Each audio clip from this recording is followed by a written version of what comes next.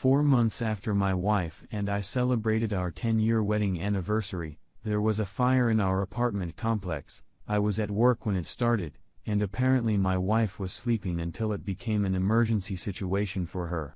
She told me the smoke was fogging up the apartment really badly. By the time she woke up, she was conscious for a few minutes, attempting to breathe in fresh air from the vents or by cracking a window.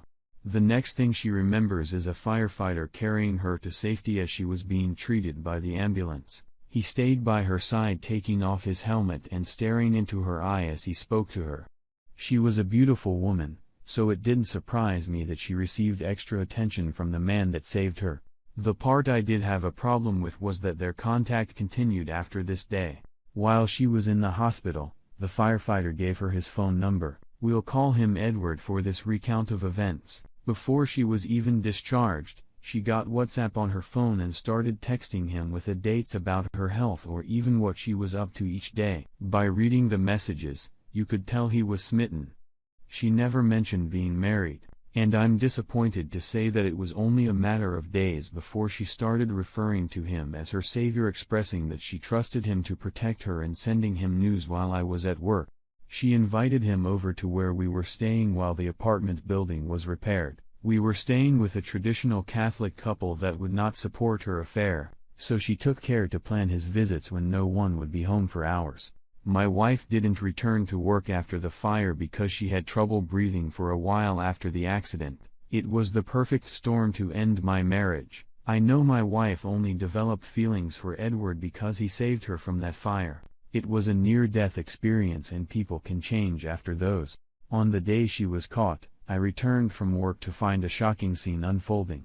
The Catholic couple had just returned home from work to discover my wife and Edward making love on their living room couch. Talk about embarrassed and traumatizing for everyone involved. I started to shake as I approached all four of them arguing on the front lawn. The Cap wife was yelling at Edward within inches from his face, asking if he had any remorse at all or if he had any idea what was going on. He mostly shook his head, just wanting to get out of there. He quietly admitted he had no idea she was married and was under the impression that he was with her.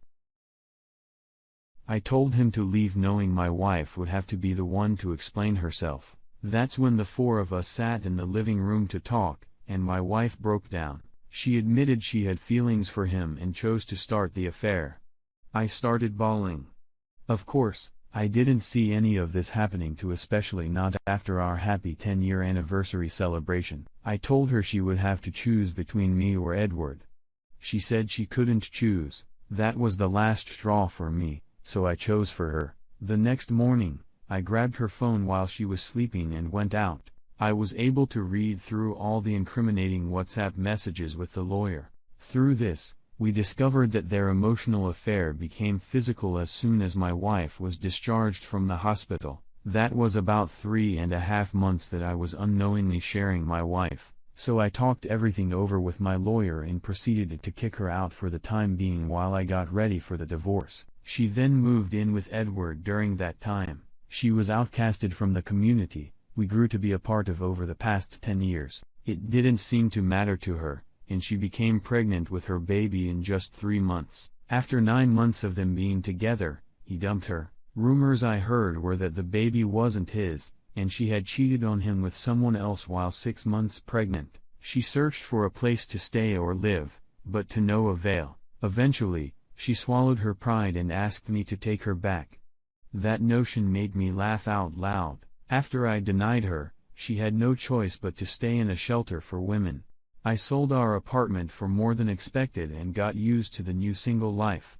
All of this was really hard to go through, but I do want people to know that life carries on anyway. I think the biggest lesson for me and all of this is to never take anything for granted, but also to never expect or demand anything. I go through life longing for nothing but greatly receiving what's given to me. Sometimes my ex still reaches out to me and I'll respond to her, but it's mostly out of pity. She updates me on her situation periodically, and each time it seems like our qualities of life get farther and farther apart. I know she'll never reach the level of maturity I've had to reach after handling the emotional she dealt me. Wow.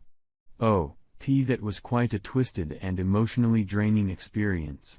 I am sorry. You lost someone you loved to an unexpected situation and intruder in life experiences like this. It's as if our character and what we're made of her tested. She showed you that 10 years of faithful marriage didn't mean as much to her as he did. This obviously proved to be a really stupid decision on her part, but even if he didn't leave her as fast as he did, it still would have been foolish for her to pick a stranger over her husband. Congratulations on handling yourself in the wisest way through a very difficult and life-altering situation. I wish you nothing but the best of luck going forward in life. Now for today's second story. I am sorry for the length. First, some background. My wife and I are both 30 with no kids and come from a large family. Both her parents have 6 to 8 siblings.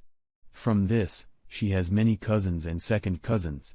The families have known each other for generations, so they are close. The wife is very close to 7 or 8 women. In the last few years, there have been many marriages, including our own and baby showers, some of which have legendary status. I will explain below. All these gatherings are huge productions and well attended. Last weekend was a Christmas gathering. The family rented out a venue to fit everyone. This gathering was her mother's side of the family. Eventually, after going around greeting everyone, the close cousins settle in with each other and their souls. The conversation came around to a bridal shower that happened last summer because the family is so big. They had 2 showers. One was hosted by the older parents, aunts, and grandma. The other is hosted for the younger relatives. The cousins started reliving the shower with much laughter. The SOs were just sitting there, smiling as we watched them enjoying the moment. One of the cousins started to start a story pointing at another but was hushed. There was an awkward moment with these looks between each other. Now the SEVOs are curious, me included. We wanted to hear the story, but the subject was changed and any attempt to bring it up was shut down. I walked away to get some dessert and drinks as I was hanging out by the bar. Another of the cells came up to me. He asked if I really wanted to know what happened. Of course, I said yes. He took me outside. He pulled out his phone and swore me to secrecy. He had snooped on his wife's phone and found a short video of the shower. The young cousins and friends, about 20 to 25 people, the shower had included strippers. The video shows the guys dancing naked with the women laughing and screaming. The video shows the stripper going down the line in front of each woman, seating on a bench along a wall. The video was shot from the end of the line in profile. As my wife, she is third in line. Just as the stripper moved to the next woman, there was a large roar and the video scanned across the room to the other stripper. Then you hear, "Turn that off." The video ends. At the time, I asked the wife about the shower. She said it was fun, but it was just a shower. She never went into detail. I dropped it at that time. Now with this news months later, I am not sure how to handle it. I can't tell her I saw the video without revealing how I saw it. Update. Here is an update to my post the other day. I asked my wife what went on at the shower. She at first said it was just a shower. I told her I know more than just a shower took place. She looked at me for what seemed like an hour. She took a deep breath and then told me they had strippers. She actually seemed embarrassed. I asked how all that came about. She tells me that at previous showers, some of the games they played and conversations had increasingly become more ranch. The older women did not like it and tried to shut it down. The younger relatives decided they would hold their own shower, and the older relatives could have their more traditional showers after that. The raunchiness got turned up a notch. Finally, a couple of years ago in a shower, a stripper was brought in. It was the typical dancer that did his act to the screams of the crowd. Then he left. Nothing happened with the crowd. It embarrassed the bride. The cousins and friends were really divided about it. When the cousin that was the ringleader got engaged, there was some payback. The strippers were hired knowing the type of show they put on and the participation it would generate. It did the trick as the bride to be hid in another room during the performance. I asked what kind of participation was there. She said the guys danced really close to some of the women, pulling some up to dance with them. I told her that I didn't have a problem with strippers at the shower, then asked why she didn't tell me unless there was something more to it. She then got quiet. I let the silence hang in the air. She was waiting me out, I think. I then said I saw a video. At this point, she started crying and said, "I swear I didn't do anything, you have to believe me. Ask my sister," as she cried more and more. I told her I saw her. At this point, she started crying and said, "I swear I didn't do anything. You have to believe me, ask my sister." She was in shock when I told her why I was calling. The sister verified what the wife had said. So I am believing what happened. I did tell the sister to tell her husband because this is going to get out. Now I am dealing with my wife, who is mad that I assume she cheated, but at the same time, ashamed she never told me. We have some work to do. Her silence speaks volumes here. She was actively hiding what happened because she knew it was wrong. There is a serious lack of honesty for her here, and while she swears she didn't do anything inappropriate, you had to pry the information from her in an escalating fashion. I'm sorry to tell you this, but this marriage is over. There's nothing left to work on. The damage has already been done. I truly hope for your sake that her sister is telling the truth on what happened and isn't trying to cover up for her in any way. Anyways, please keep us posted on what happens.